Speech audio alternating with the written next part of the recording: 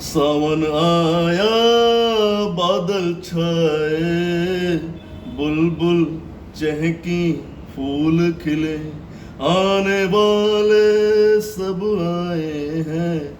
सो दोस्तों, पेन भी है और पेपर भी, पेन भी है और पेपर भी। आप भी निकाल लो। एक ऐसी बात बताने जा रहा हूँ सिंगिंग में जो शायद ही आपको कोई बताएगा।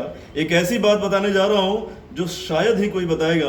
दोस्तों, आप संगीत जब आप सीखते हो तो आपको क्या लोग बोलते हैं, सुर में गाओ, राइट, ताल के साथ कंपेयर करो। लेकिन एक ऐसी फीलिंग वाली मैं आपको बात बता रहा हूँ जो कई सारे सिंगर्स ने किया है। मैं जब कुमार सानू साहब का कई बार मिला, जब उनका इंटरव्यू लिया, तो बातों बातों में जो मेरे पास अनुभव आया है या जो मेरे इतने सालों का एक्सपीरियंस है, मैं चाहता हूँ आप लोगों के साथ शेयर करूँ ताकि आपकी जानकारी बढ़े।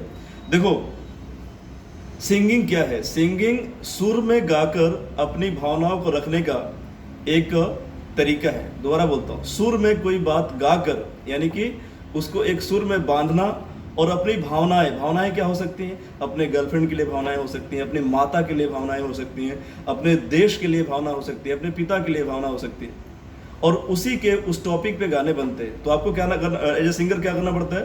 उसको फील करके गाना पड़ता है। और आप जीवन में दो ही चीज बोलते हो, या तो आप क्वेश्चन पूछते हो या तो क्वेश्चन का आंसर पूछ देते हो, राइट।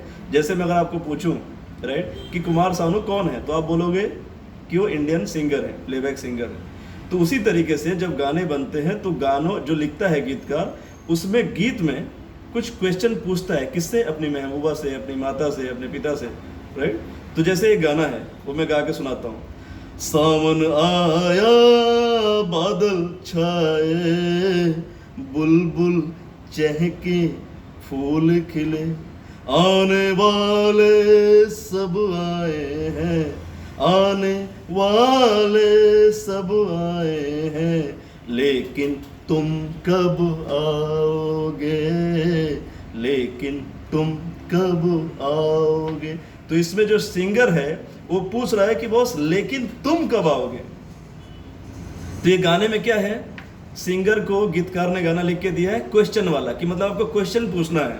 तो जब आप गाओगे बॉस, तो उसमें आनी चाहिए फीलिंग, लेकिन तुम कब आओगे, लेकिन तुम कब आओ।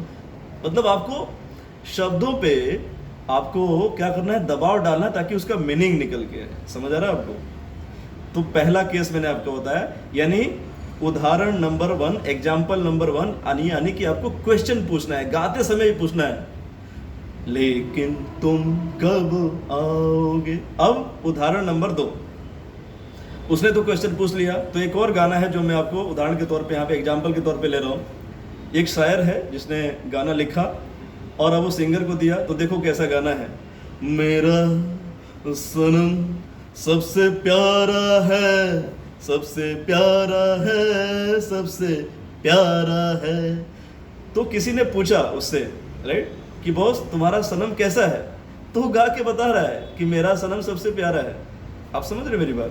जैसे अगर आपके जीवन में आप मेरे स्टूडेंट हो और आप मुझसे पूछूं कि बॉस आपकी गर्लफ्रेंड कैसी है, तो आप क्या बोलोगे? यही बोलोगे ना कि सर मेरी गर्लफ्रेंड बहुत अच्छी है, या मेरा सनम सबसे प्यारा है, वो सबसे अच्छी लड़की है, मेरा सनम सबसे प्यारा है। तो आप क्या कर रहे हो? नॉर्मल भाषा में क्या बोलोगे?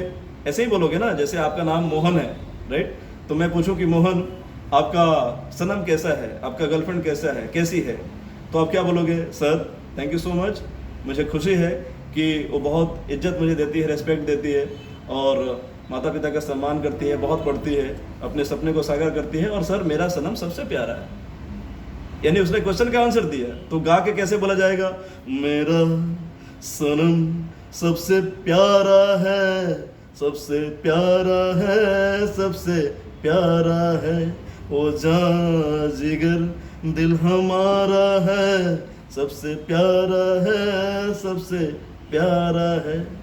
समझ आ रही बात? बॉस, सिर्फ सुर नहीं सीखना होता सिंगिंग में, और भी बहुत सारे आयाम होते हैं सिंगिंग में। ये वीडियो पूरे YouTube पे ढूंढ के देख लेना, आपको नहीं मिलेगा। जिस तरीके से मैंने आपको ये फीलिंग जागृत करने की बातें बताई हैं, थॉट्स जागृत करने की बातें बताई हैं, मैं गुरु विपिन कुमार चाहता हूं कि आपका भला हो, और ज़रूर आपका भला होगा जब आप सीखेंगे। Welcome to Mumbai. And welcome to succeed film academy. हमारे कस्टमर केयर का नंबर है 7219533235। कॉपी पेन निकालो, लिखो, प्रैक्टिस करो। दोबारा नंबर बताता हूँ 7219533235। इस नंबर पे कस्टमर केयर से बात करो, पूछो आप कैसे जुड़ सकते हैं और बॉलीवुड के सफर में आगे बढ़ सकते हैं। थैंक यू सो मच, मिलते हैं नेक्स्ट वीडियो में। आप देख रहे थे गुरु विपिन कुमार को, आपने लॉगिन किया था सक्सेड फिल्म अकेडमी। नमस्कार, थैंक यू।